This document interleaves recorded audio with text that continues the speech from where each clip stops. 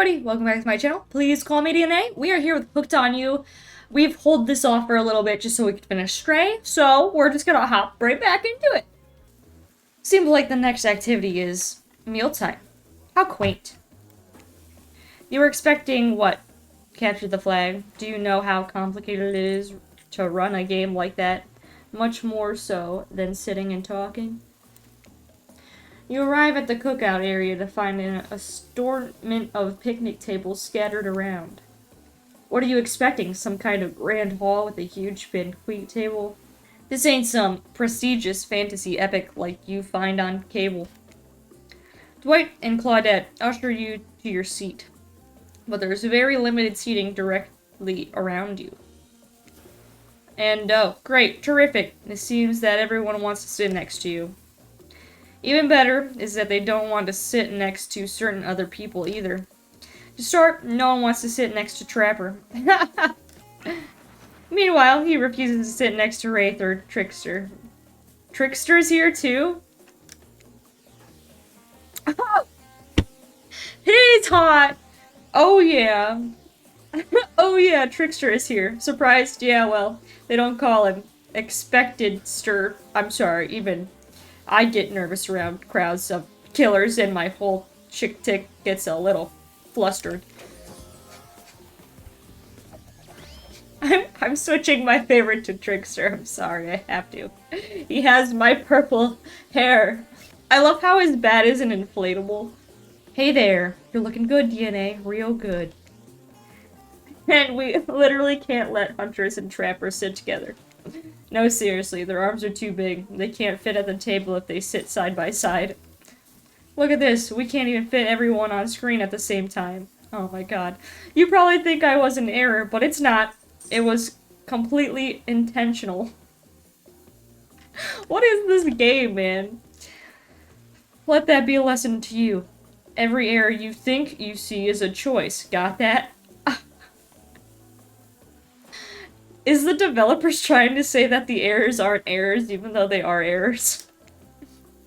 Okay, Dwight and Claudette are directing traffic. You sit on one side, the rest of them will sit opposite you. Huntress and Trapper can sit at the ends with their enormous, sexy arms. Now that everyone is seated, we can begin dinner. Tonight's meal was prepared slowly and carefully with both love and hate for 12 hours over a spit. We hope you all enjoy. We really, really hope you do. Hey, you didn't actually tell us what you're serving. What are we eating? It's meat. Seasoned with a specific number of special herbs and spices that we simply can't divulge. My favorite! Meat is good. Meat is murder. Which you'd know, considering what you've been up to. Who are you to get judgy now? I'm just sharing facts. And you need to murder something to eat its meat, so that's, like, technically true. Technically true is the best kind of true. Okay, enough yapping, let's eat.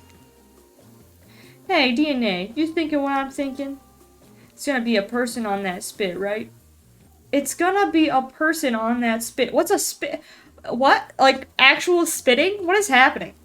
Or several parts of overlapping people, perhaps. I haven't seen many pigs wearing palm tree buttons down prints, you know. When you look closely at the spit, you spot what definitely appears to be scraps of fabric sandwiched between some layers of meat. Great. I think I might be sick. Is there anything else to eat? This took 12 hours! And we do literally everything on this island. Actually, there's one thing you're not doing today. You're not carving up this delectable meal. Wow, he's right for a change, because I am with my broad axe. It's the perfect tool for easily chopping anything in twain. First, who says twain? Sometimes I swear it's like we're all from the completely different historical eras. Second, I'll handle this with my cleaver. Fast, powerful, and clean. At least it's clean when the meat is cooked. No blood. Oh, you two are ridiculous. Bicep swinging contest. Enough! Grow up! Obviously, my gorgeous katana is the only option. Obvious. The hell it is! I'll show you both my katana and send you to actual hell if you'd like. Please stop. Please. I hate when we fight, or talk, or even when we look at each other in the eye. I can do it. I have the skull of Azarao. I don't even know how to say that. How are you gonna cut meat with a skull? Great. Instead of slicing it up, you can clump it into a second death. Hey, DNA, I know this isn't what you want to eat, but hurry up and volunteer to carve up dinner. Who the hell's Felix? Is he one of the survivor characters in the game? Because I don't think I've unlocked him at all. Otherwise, this will go on for hours. No hyperbole. They once argue over who had the most effective weapons for 72 straight hours. And it doesn't matter which one does it. When they're done, they will take even longer cleaning their weapon, all while explaining the value in maintaining your tools. Despite being a bunch of cold-blooded killers, for some reason, they're always terrified of tetanus?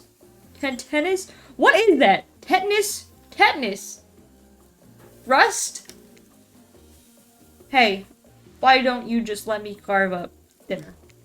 Splendid idea. We'd hate for it to get cold. He hated when it got cold. Here's a machete, freshly sharpened. I'm ready.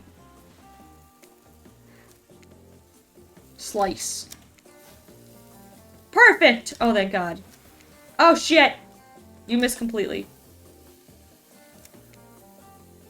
Perfect! Shit! I missed again. This is hard. Oh, not bad. That was pretty good. I'd like to see what you could do with less clumsy weapon. Yeah, I said it. Machetes are dumb. Dinner is finally served. For real. The sounds especially coming from the masked killers while they eat, which involves lifting their mask and shoving food up beneath them, are nasty.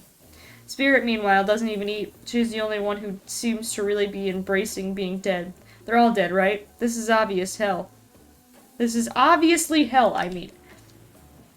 Come on, we're still trying to be mysterious here.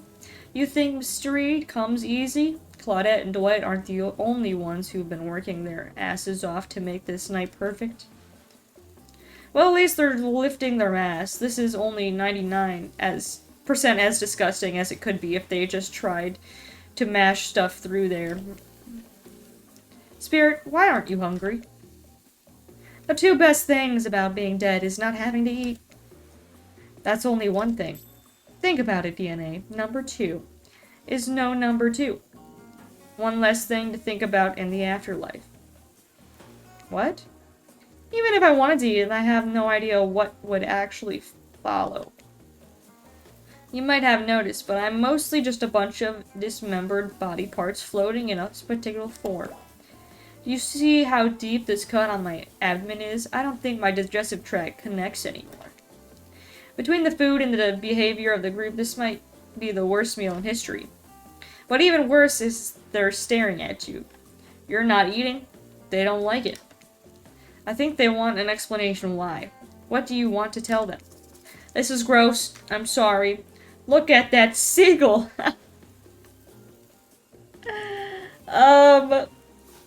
We're eating people. I'm not sorry. They're eating people. I'm gonna say this is gross. This is gross. Everything about this dinner is an abomination. From what it is almost certainly human meat, to the lack of manners, to the talk of dismembered parts, and these noises. Everything is so vile, I might throw up. Hello? Okay. Even Spirit is talking about number 2s. I thought she was the classy one. Oh, well then. I didn't realize our eating habits grossed you out. Don't be such judgmental, sheesh. If I could feel shame or sadness, I might be experiencing both right now.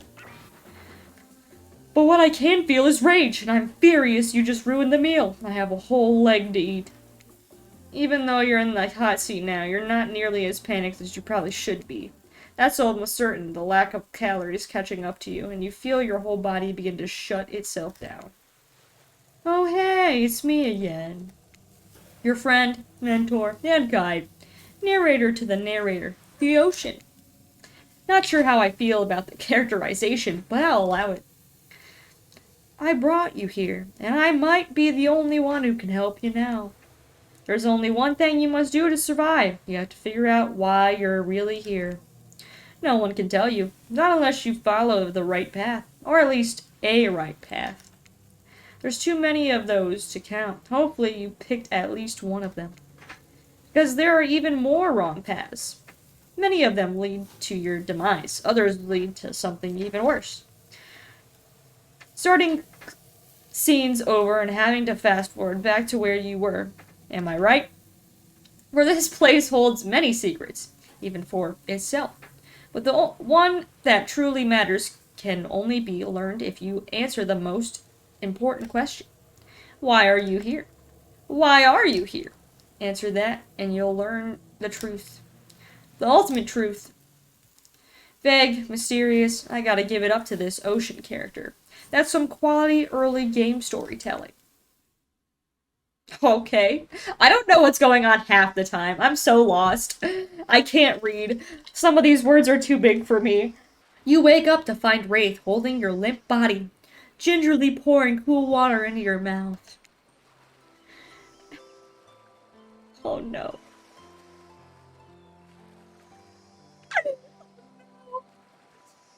Now that you're finally alone, Wraith looks at you eagerly. My eyes are watering up. Oh my god. You said some pretty hurtful things back there. But I'm on to you. You're trying to push us away, aren't you? Afraid of what might happen if we got close. Why is he making that face? I'm dying. Did you really mean what you said?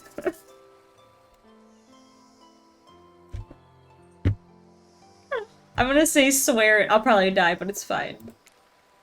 I swear it. Wraith nods and not. Wraith nods, the nod of someone who's just realized that DNA is a liar. What? He's disappointed in you. I'm disappointed in you. And you know, deep down, you're disappointed in you also. More so than usual. What is happening? Oh boy. Looks like he's about to monologue. Now you've done it. What is that word? Ah, how do I say this? It's just, honestly, it's important to me. I've been burned too many times. Something about the word burned makes Wraith look away, far away, eyes brimming with tears and yet, at the same time, dead. I understand? Wraith looks back at you with those sad eyes, waiting so badly to believe you. He looks down at the ground. I have something very important to tell you. It's about something very special to me. It's not something I tell everyone, but you know how important honesty is to me. I can't expect that from you if I'm not honest in return. Oh great. I bet he's got crabs? He's got crabs. It's about my special bell. What is happening? What is going on, bro? I don't know what to say. What?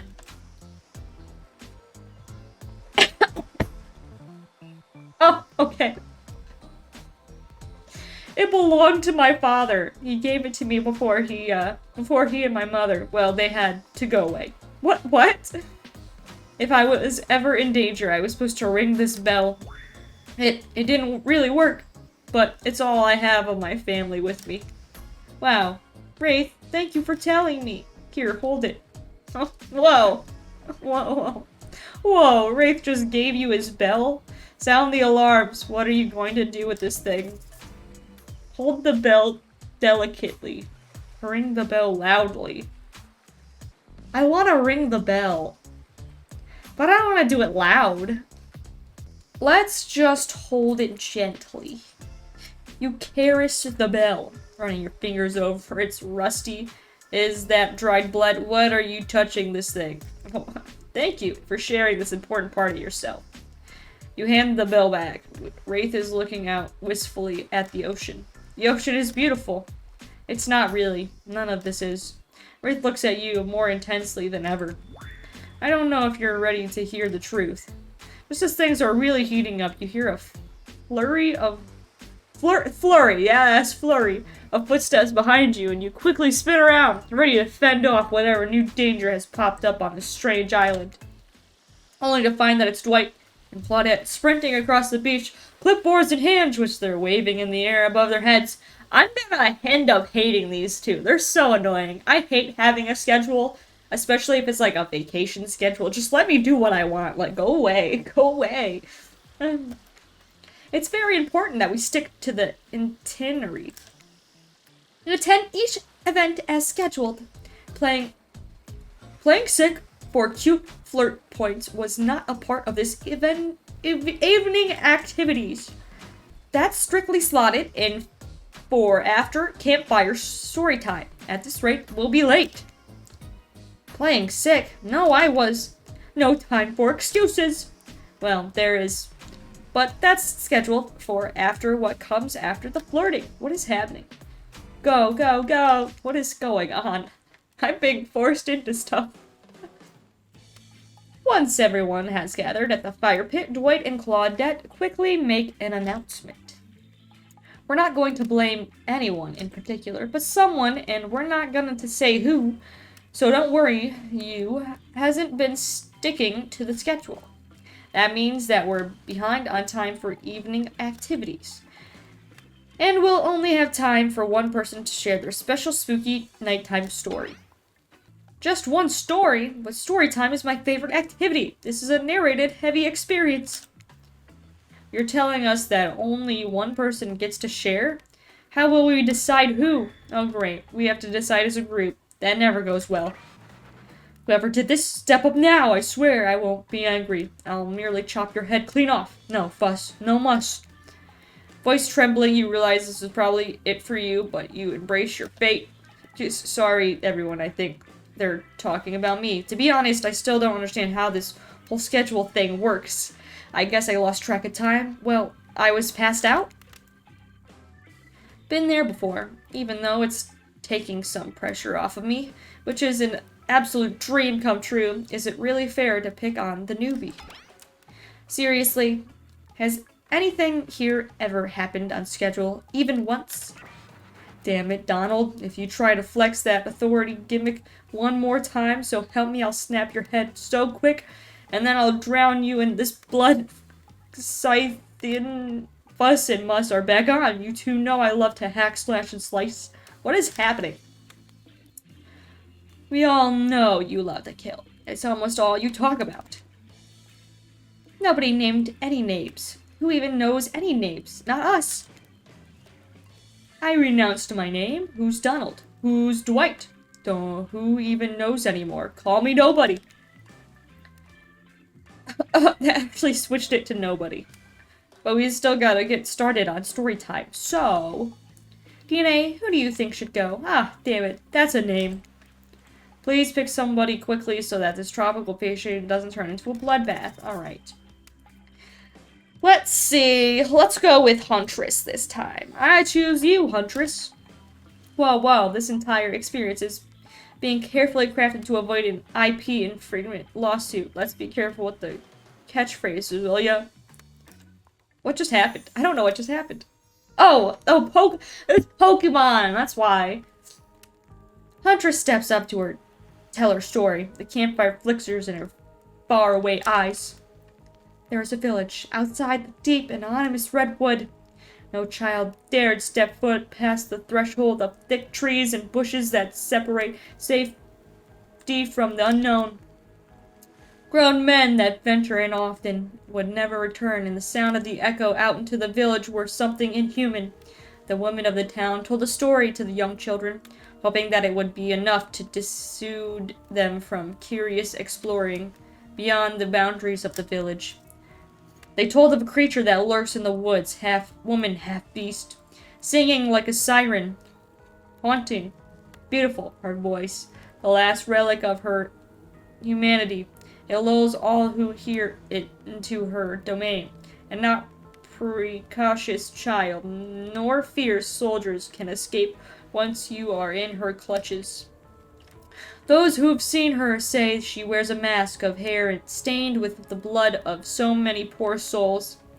The hatchet she wields has been brought down brutally on the skull of many an unexpecting hunter. The nightmare doesn't end there, for what's a hungry beast to do in the frigid winters with nothing but hunter meat to live off of? It is said that the Huntress, as the villagers called her, couldn't bring herself to kill the young girls she came across in the forest. Instead, they'd suffer an even worse fate. Longing for a child of her own, she'd bring them back to her saluted cabin to keep them safe. She'd wrap a tight cord of rope around their necks and affix them to the wall. That way they'd be warm. That way they'd be out of harm's way. The Huntress would even bring the girls presents, toys she'd pilfered from other bodies, masks she'd fashioned out of things from the cottage, and the little dolls made of grass and twigs. But these toys did nothing to quell the children's fear. Within days, the girls would waste away from starvation and dehydration. For all her good intentions, the Huntress had never learned how to care for a human child. Jesus! That was quite the story.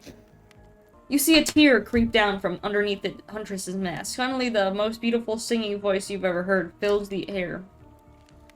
I'm not, oh god. Sleep, my darling tiny one, tucked within your bed so tight, else the old grey wolf will come and grab you by your side. I did it. I sang for you people. I didn't want to, but I did. It probably sounded like shit. Anyway, there's a brief moment of silence and you feel the need to contribute to this stirring moment. Join in, slow clap, and make a joke. Can I sing? He'll snatch you up between his teeth if on the bed's edge you sleep, and drag you to the forest deep beneath the quaking tree. Huntress cannot believe you know the song. You share an intimate glance across the campfire.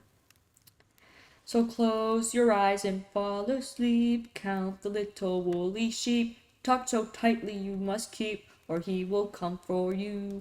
I sang. The song ends and you are both met with silence around the campfire. I love that song. Bayushka, the old Soviet lullaby, right? I completely fucked up that word, I think. It is the song my mother used to sing to me before bed every night. But now, I must go. The memories, they are so much. On that note, everyone decides it's time to take a break and split up for the little bit so they can all have a moment alone before bed.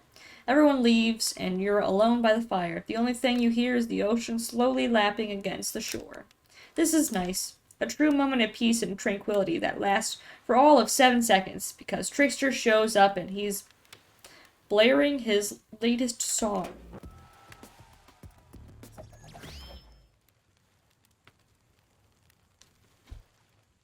I'm gonna start crying because, like, I love it and hate it at the same time. It's so cheesy, but I'm here for it.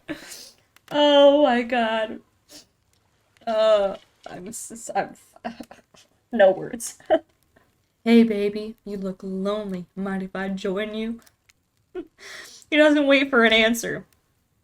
I know you've been hearing from these guppies all day, but I want you to hear something from a big fish like me. Something special those in charge of this island don't want you to hear. I am the ultimate catch on this island, the only lobster in an ocean of sardines. Who flirts like that? Who? No one can give you what I can. You just have to find me. Come find me, baby. Trickster leaves. You're a bit confused about what to make of this cryptic clues, but you aren't going to get any time to yourself to think about them just yet. Huntress approaches you. I want to go find Trickster because I think he's just fucking enjoyable as shit. Of course you liked my story. Who wouldn't? It had everything. Cute kids, dead men, a huntress. I find that all stories are better with the sound of a burning fire filling the air around you. All the smoke, however, I could do without it. I'd rather eat barbecue and then smell like it. Let's rinse off all that campfire with a dip in the hot tub, shall we? Dipping in hot tubs with the Huntress. Why did I make him sound like that? Dipping in hot tubs with the Huntress? You've come a long way in a single day. I'm not saying you shouldn't follow her. An offer like that. Just don't forget our little talk. You and your storyteller friends slip into the water. It's just the right temperature for an evening dip, plus if some jealous shark comes along and manages to jump from the ocean into the pool, you're also pretty sure your killer companion can handle it. Before you run off, I wanted to make something clear. You know that half-woman, half-beast I was talking about in the story? That's me. I'm her. Yeah, I got that. No way, how cool. I understood that. Yeah, I got that. Figured it out pretty quickly, actually. Oh well, I just wanted you to know, in case you thought, you see, I was doing a thing where I tell a story in third person, but it turns out the story is about me. Huntress's eyes leer at you from behind her mask. She's had her time in the spotlight and is playing coy now. Chuckle awkwardly, call out her tired storytelling. I don't want to call her out. We'll just chuckle awkwardly, because I feel like that's something I would do. You chuckle awkwardly at Huntress's statement of the obvious. Why are you laughing? I can't help but giggle when I'm both about to die and also maybe falling in love. No. You can't believe how awkward this intimidating woman seems right now. It's actually pretty endearing. You notice the temperature has dropped significantly despite your steamy company. It's a little chilly and your bare shoulders must be freezing. Let's head back to the fire and put me to bed, eh? We hate to intrude on whatever smooth moves were about to unveil themselves, but it's time for bed. Unusually, nighttime is when I do my best hunting. But after a day like today, even I'm pretty tuckered out. Well, I'll see you tomorrow, DNA. Only if I don't see you first. You make a cute little bow hunting motion. A bow hunting motion? Huntress catches the imagery arrow you shot in her teeth and then bites down hard, snapping it in half. At least you think that's what she'd do. It's kind of hard to tell. Good night, my little snack. Ew! Get away! Stop! I hate how she keeps coming onto me. I don't want it. Maybe I should stop picking your stuff. I'm sure that wasn't a reference to actually eating you. You head over to the campfire. The heat is comforting on this chilly night. Looking into the crackling embers, you think about Huntress's story of the half-human beast that abducted all those innocent children and attempted to save them that led to their doom.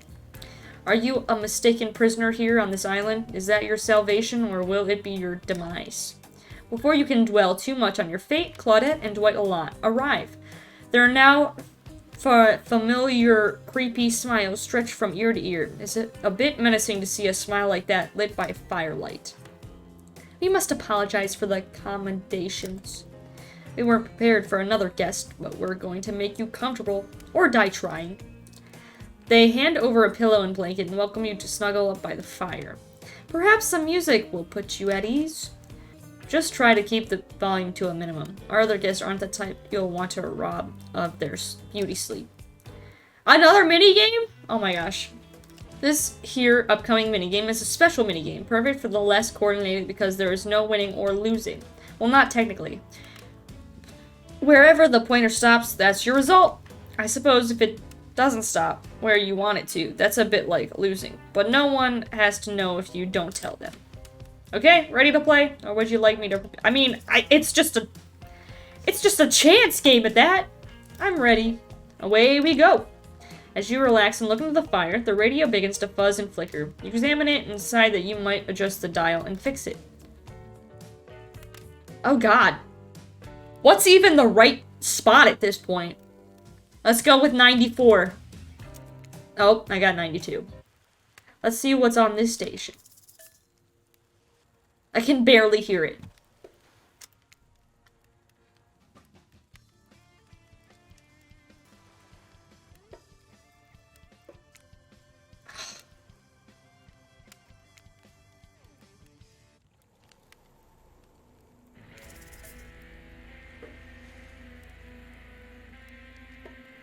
I'll just turn it off. No matter how many things you listen to, you still can't sleep.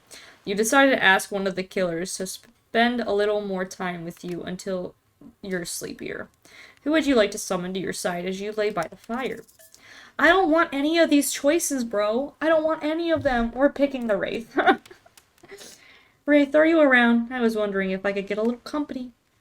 Guys, I'm gonna leave this video here. I know I'm leaving it on a little cliffhanger, but if you guys enjoyed this video, please give me a thumbs up, subscribe to support me, and I will see you in the next one. Bye-bye!